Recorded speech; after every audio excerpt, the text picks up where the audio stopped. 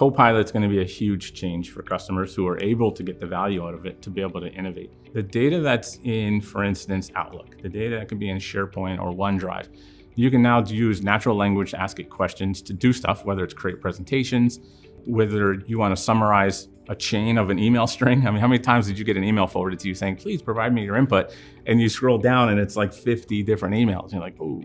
And that's where I think AI is going to come in, because now we can say, can you summarize this email, where it may give you a few bullet points. If we look at the collaboration tools like on Microsoft Teams, now you can see, you get your meeting notes, you can get action items, you can see who's assigned to what. You can possibly go into a meeting and say, what did I miss? And it can just give you a quick summary. So those capabilities are all, I think, going to provide tremendous value. There's means of giving you a better starting point further along to when you would start from scratch. And I think that's where you're going to get a ton of the value on that side from a Microsoft perspective.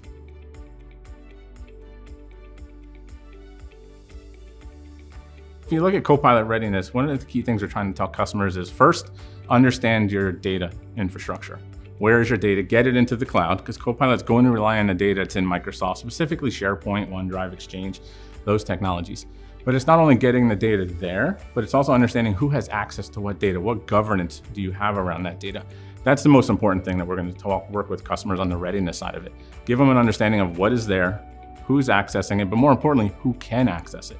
And do they have to secure it in a different manner to make sure they're ready for the Copilot when it is released. If I look at the readiness side of AI and the E5 suite, Insight actually we have a Copilot readiness play that we're working with customers on. It's a small engagement, but it's to give customers the understanding of what data they have in their environment, what is the right data to put in their environment, because many customers today don't have everything in the Microsoft cloud to take advantage of, let's say, the Microsoft Copilot version of AI.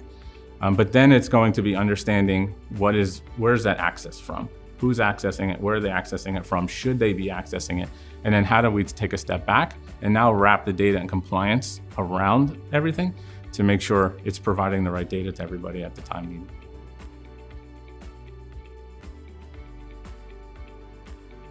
The E5 capabilities around information protection of the Defender suite, so Defender for Identity, Defender for Office 365, allows us to wrap security and governance very cleanly around the user, the data, and the device, where now when they start using the AI, the company can be more comfortable with the data that's projected back to the user, that it is the right data that the user can see. The nice thing I like about where Microsoft approached from a Copilot perspective is it's using the context of the user on what they have access to. So most companies, if I'm doing OpenAI in Azure, I'm going to put all of the data in it. And it's going to be more complex now to, if a user goes to access it, have the user context around that data on what's going to be presented. But if we look at Copilot, just by the nature of Office 365 and the Microsoft products, it is using the context of the user, so they only have access to the data that they should have access to.